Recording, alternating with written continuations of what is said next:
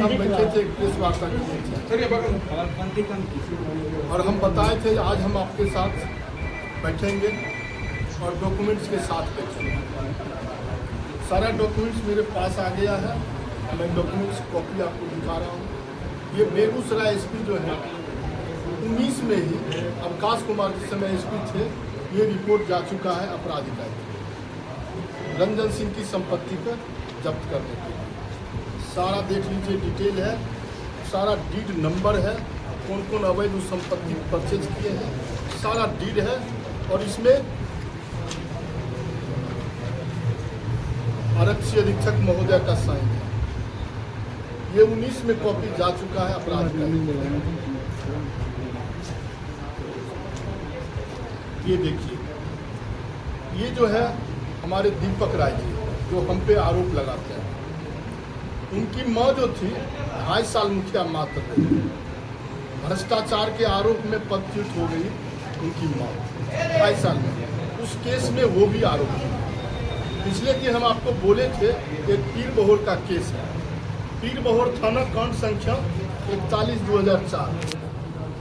ये एक गाड़ी चोरी का मामला है, पटना से वो चोरी करके लाए थे और उस मामले को जो है ना रिकॉर्ड रूम में फाइल जो है सो फेंकवा दिया गया है। रजिस्टर में सिर्फ एनकाउंटर लिखा हुआ है, फरारी घोषित कर दिया है। ये रिकॉर्ड नहीं मिला है, मैं आपको फिर 10 दिन में खोज के आपके सामने ये रिकॉर्ड लाऊंगा। वो इस केस में फरारी चल रहा है। अब आइए चंदन सिंह पे 10 मामला चल रहा है, अभी फिलहाल वो जेल से निकले हैं।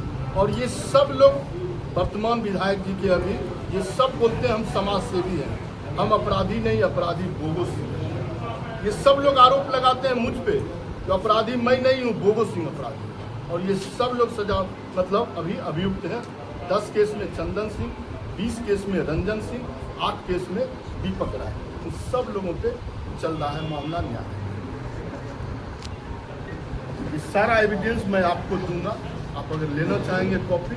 और उनके पिताजी, दीपक राय के पिताजी, वो कहाँ है? दीपक राय के पिताजी लिख के दिए हैं थाना में एसपी को, दीपक राय मेरा जो बेटा है वो मेरा बेटा नहीं है, वो गलत किया है, वो गाड़ी चोरी करके लाया है। और उस केस में उनको भी आरोपी बनाया गया था। पुलिस उनके घर पे आई थी, लेकिन मामला उनको उसमें बता दिया गया और दीपक राय उसमें पटना का मामला, पटना से चोरी करके गाड़ी लाया और घर पे मटिहानी थाना की पुलिस गई थी, गाड़ी वहीं से बरामद हुआ था उनके घर पर से। ये उनके पिताजी, ये सर्टिफाइड कॉपी है, ये उनके पिताजी लिख के दिए थे एसपी को। तो मेरा बेटा जो है अपराधी है, मैं इसके साथ नहीं हूँ।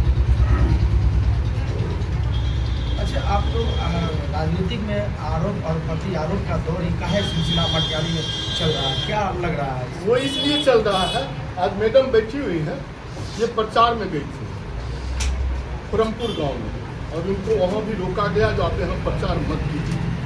मैं इसलिए ये आरोप लगाता हूँ, मैं चाहता हूँ शांतिपूर्वक चुनाव, किसी के साथ कोई जाति धर्म भेदभाव नहीं है। मैं सब जाति का सम्मान करता हूँ और वो लोग मेरे जो वोटर हैं उनको डराते हैं, धमकाते हैं और उनको वर्तमान विधायक का संरक्षण प्राप्त है, इसलिए मैं ये आरोप लगाता हूँ। अगर आपकी क्या रणनीति रहेगी अगर आप कह रहे वोटरों को धमका रहा है, उसको दबाया जा रहा है, तो फिर आपकी आगे रणनीति क्या रहेगी? मेरी रणनीति ये रहेगी, मेरे लिए मैं किसी से लड़ने वाला नहीं हूँ। मैं सब चाहता हूँ समाज में एक समानता बनी रहे, सब साथ रहे। चुनाव आयोग से इसकी शिकायत आप करेंगे? इसकी शिकायत बिल्कुल करेंगे और हम चाहते हैं कि खुरमपुर पंचायत चुनाव आयोग अपने निरीक्षण में वहाँ चुनाव करें।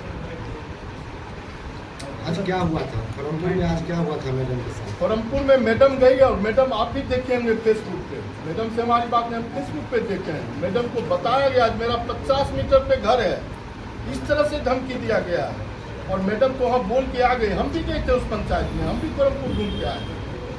वहाँ के लोगों बोले हम वोट आपको करेंगे, लेकिन मुझे वोट डालने नहीं दिया जाएगा, इसकी व्यवस्था प्रशासन को बोलिए हमको वोट डालने का मौका। लोग कहते हैं कि वो लोग कट्टा वाले हैं, हम लोग कलम वाले हैं, तो क्या?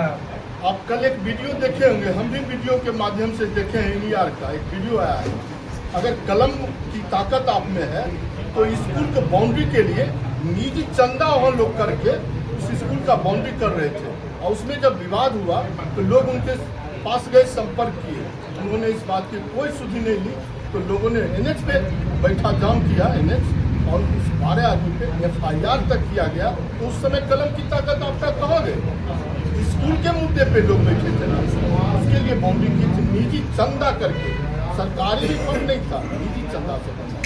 चूंकि वहाँ जो भूमाफिया थे वो उनके पास चले गए, उनसे मैनेज किए, लोगों को सुनने लिए कलम की ताकत अपने दिखा दी। गिरिराज जी का बयान आता है कि मोकामा वाला हाल नहीं मटिहानी में हो जाए। नहीं, ऐसा कुछ नहीं मटिहानी में होगा। 15 साल हम विधायक रहे, हमारे भाई विधायक रहे, मटिहानी में 15 साल शांति रही।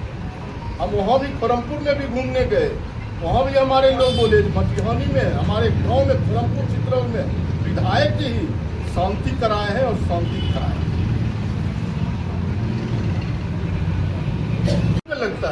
लगता नहीं, ऐसा हो रहा है, होगा इस बार। आपने इस सभी प्रक्रिया जो इस तरह की घटना हो रही है, आपने लिखित रूप से चुनाव आयोग या जिला प्रशासन को अभी तक ने आपने दिया या नहीं? दिया है लिख के, चुनाव को भी दिया है, जिला प्रशासन DM को भी दिया है लिख के, मेल के माध्यम से, फैक्स माध्यम उनको भी दिया है सूचना। इस जिलाधिकारी साहब का कितना विश्वास है? देखिए, अविश्वास तो है, लेकिन मैं फिर से कहता हूँ, जिला प्रशासन शांतिपूर्वक चुनाव करा दे, मेरा अविश्वास खत्म हो जाएगा, मेरा कोई